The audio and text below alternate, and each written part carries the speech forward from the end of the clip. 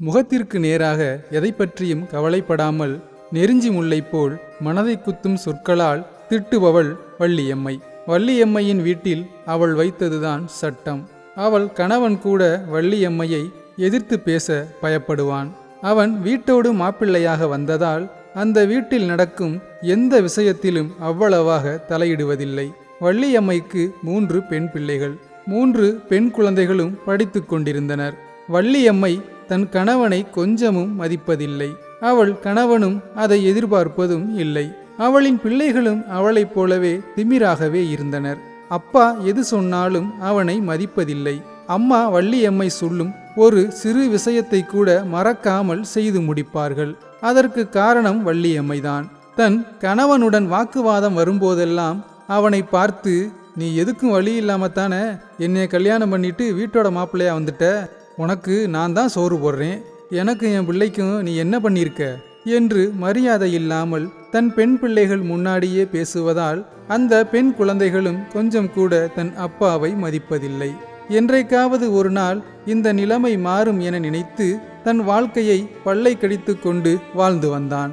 3 பெண் பிள்ளைகளும் வளர வளர வள்ளியம்மையின் கணவனுக்கு மதிப்பு மேலும் மேலும் குறைந்து கொண்டே போனது.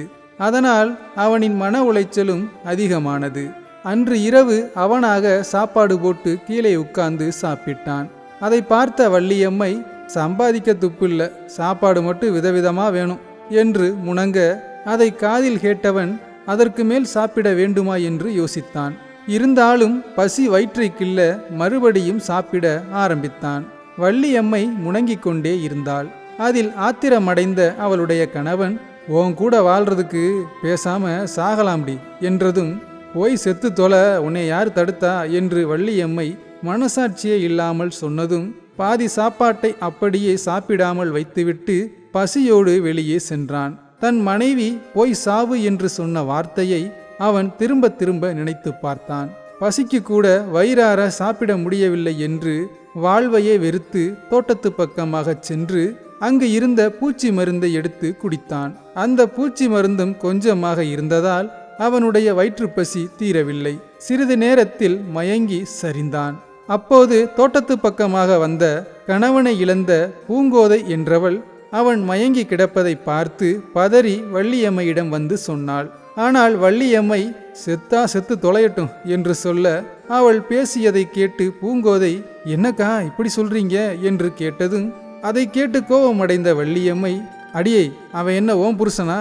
ஓம் புருஷனு தான் செத்து போயிட்டான், நீ நல்லா தானே இருக்க, உனக்குத்தான் ஒன்றும் இல்லை, எனக்கு என் 3 பொம்பளை பிள்ளைங்க இருக்கு, சொத்து சொகம் இருக்கு, எனக்கு அந்த ஆள் தேவையில்லை என்று மனசாட்சியே இல்லாமல் சொன்னதும் அங்கிருந்து ஓடி வந்த பூங்கோதை மயங்கி கிடந்தவனை நாட்டு மருந்து கொடுத்து காப்பாற்றினாள். அவனை தன் வீட்டிற்கு அழைத்துச் சென்று நன்றாகவும் பார்த்து கொண்டாள். இப்படியே 1 மாத காலம் ஆனது. வள்ளியம்மையும் தன் கணவனை தேடவே இல்லை. அவளுடைய 3 பெண் பிள்ளைகளும் தன் அப்பாவை தேடவில்லை.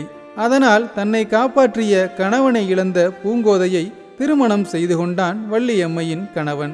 இதை கேள்விப்பட்ட வள்ளியம்மை கோவப்பட்டு ஊர் பஞ்சாயத்தை கூட்டினாள். வள்ளியம்மையின் கணவன் ஊர் பஞ்சாயத்தில் தனக்கு நடந்த கொடுமையை சொல்லி கண்ணீர் விட்டு அழுக, பஞ்சாயத்தில் இருந்தவர்கள் அமைதியாகவே இருந்தார்கள். என்னை மதிக்காதவளிடம் நான் வாழ தயாராயில்லை, என் உயிரை மதித்து காப்பாற்றியவளைத்தான் நான் கல்யாணம் செய்திருக்கிறேன் என்று சொல்லி பூங்கோதையை அழைத்து கொண்டு அந்த ஊரை விட்டே சென்று விட்டான். அதன் பிறகு வள்ளியம்மை 3 பெண் குழந்தைகளுடன் தனியாக தான் செய்த தவறுகளை எண்ணி வருந்திக் கொண்டிருந்தாள்.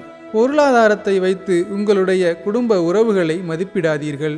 அந்த மதிப்புமிக்க உறவுகள் உங்களை விட்டு பிரிந்து சென்றால்தான் அதனுடைய மதிப்பு என்னவென்று தெரியும். இந்த கதை உங்களுக்கு பிடித்திருந்தால் தயவு செய்து சப்ஸ்கிரைப் பண்ணுங்க, சப்போர்ட் பண்ணுங்க. நன்றி.